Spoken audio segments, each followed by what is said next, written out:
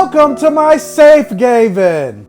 So I actually wanted to take this comment right here to make a larger point regarding the toxicity of fandom. And I'm not like calling this person out. I'm just using this comment to make a point. And if you haven't seen the video that this is attached to, go back and watch, share, like, comment, interact for the all gay rhythm.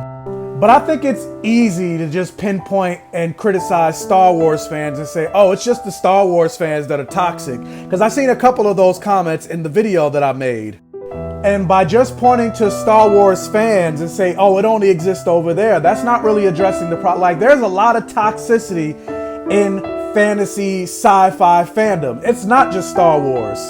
And it's a problem that you deal with constantly being a marginalized person in fandom. And this is something I've talked about before. Black women have talked about, trans creators, etc. But like being a black gay comic geek, I'll get racism from white people, and not just white people, but other people of color, because they can be anti-black as well.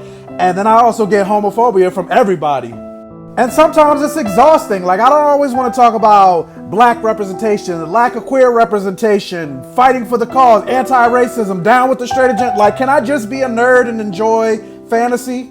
But no, because fantasy, even still to this day, mostly caters to straight white men. And then you think about things like Marvel, DC, and I've talked about this before, but when the majority of these characters and fandoms were created, black people didn't even have the right to vote in this country. Jim Crow was still the law of the land. When Star Wars first came out, it was only 12 years after the passing of the Voting Rights Act of 1965. But like, what's happening currently now with Moses Ingram, like, it's not new. It happened with John Boyega, it happened with Kelly Marie Tran. And again, not just Star Wars, it happened with Sonequa Martin Green when she was cast as the lead in Star Trek Discovery. Back in the early days of Twitter, when Amanda Stenberg was cast as Rue, it happened with her as well when she got racist comments.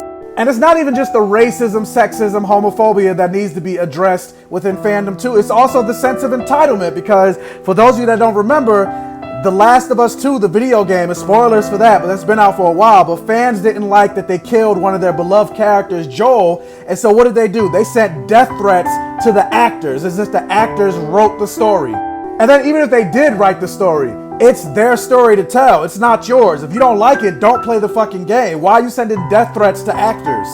And this is the toxicity that constantly needs to be addressed in fandom, and I feel like it's not addressed enough. Like even the statement that Star Wars came out with, I feel like it was a very benign statement. I feel like they should have came a little stronger. Lashana Lynch also talked about it when she was cast in the latest 007 movie, and people always try to excuse it by saying, oh, we just want 007. Okay, that doesn't explain the comments. Like, you're more offended by the word racism than actually addressing your racism.